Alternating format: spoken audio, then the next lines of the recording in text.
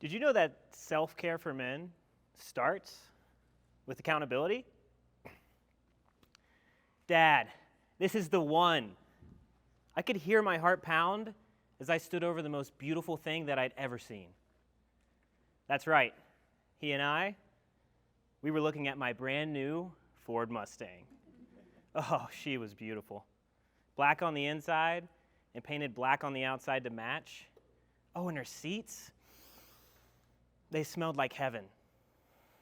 This brand new two-door sports car, it was enough to make any young man feel totally complete. I can still remember sliding into the driver's side.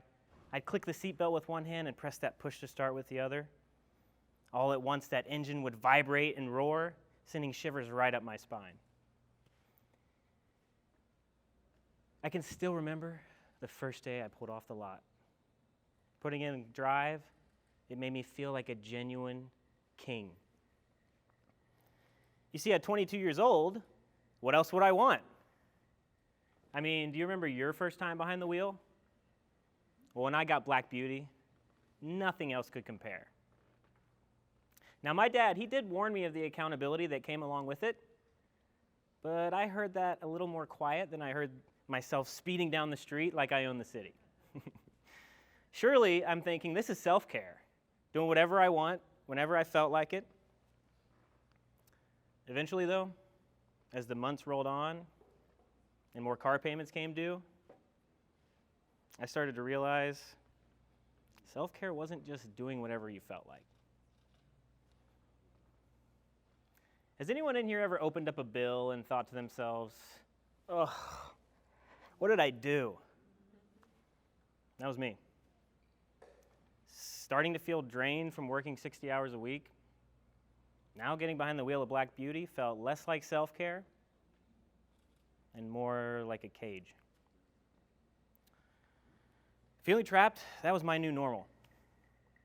You see, I realized to work less, I'd need to make more money. But to get a job that paid more, I'd have to go back to school, which I didn't have time for because I was working. I mean, half of what I made went right back into the car. And eventually, I found myself living right back with my mother. And that was embarrassing. I felt like a failure. I can still remember pulling up to a red light one Saturday morning not long after that happened. It was a great day, honestly. The sun was shining, the wind pouring through my windows, just like when I pulled off the lot. I turned to my left, and I saw two absolutely gorgeous women. And I'm thinking, yes, this is it. They're going to see my car, and they're going to hurl their phone numbers right through my window as quickly as possible. But when I turned back to smile at those ladies, that joy, that excitement vanished. They were laughing at me. In that single moment, everything that I had been ignoring and being unaccountable for, it was sitting right next to me in the passenger side of old Black Beauty. At that moment, I didn't feel like a man. I felt like a loser. You see, what I thought about self-care was wrong. I thought that just doing whatever I wanted whenever I felt like it would make me happy. But at that point, I was working 2 jobs, and by the end of that week, I was so low and miserable, I got angry. I didn't want to live like this anymore. The next moment, I called my supervisor and asked for a promotion. And eventually, I got it. I was about to go from 60 hours a week to 30 and make the same amount of money. And on top of that, I was about to get a huge lesson in accountability. Not long after I was promoted, we were given a 2-week training. Our class, it was going to be led by Big Bill. And Big Bill was not big on excuses. I can still remember our first one-to-one conversation. Big Bill had stopped me to ask why some of my numbers were so low. And I pulled out my list of excuses, ready to run down them. Something like this. Well, you know, Bill, my shoe was kind of loose. I left my pen in the office, too. You know how that goes.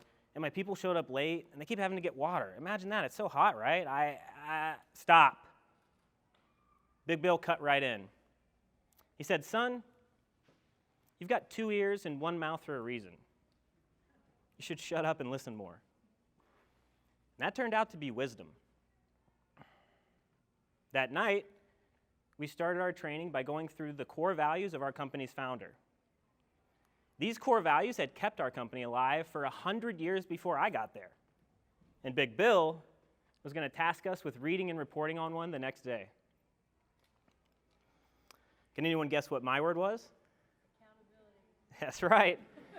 It was accountability. So what does that mean? Well, Webster's dictionary defines it as the willingness or obligation to take responsibility for one's actions, which translates to do the things you say you're going to do. From that point on, I started to create self-care systems based on accountability. And using those routines, I was able to get promoted again within just a year and a half. See, now I wasn't just responsible for a small area and a few people. I was responsible for an entire building across 2 whole shifts. I started to read every day. I ate better. My relationships improved. Basically, I became obsessed with becoming the most accountable version of myself. I came across a study that ranges from 1970 all the way to 2016 and looked at 200 articles based on accountability. And they found that it consistently promotes decisions and performance of a higher quality and a number of desirable social outcomes. They even found that accountability helps us avoid negative stereotyping. Not long after that, my job was offered a buyout, and I took it. I was determined to create my own path to success. See, I had created a self-care system for men that I was now starting to use to help myself and others. You see, I didn't know it at the time, but Big Bill, he was teaching me the foundation of self-care for men. He was teaching me to do the things that I said I would do. By doing that day after day, I was able to find my dream job, helping people share their messages on TEDx stages just like this all over the world. And I do it as an accountability coach. Who would have thought?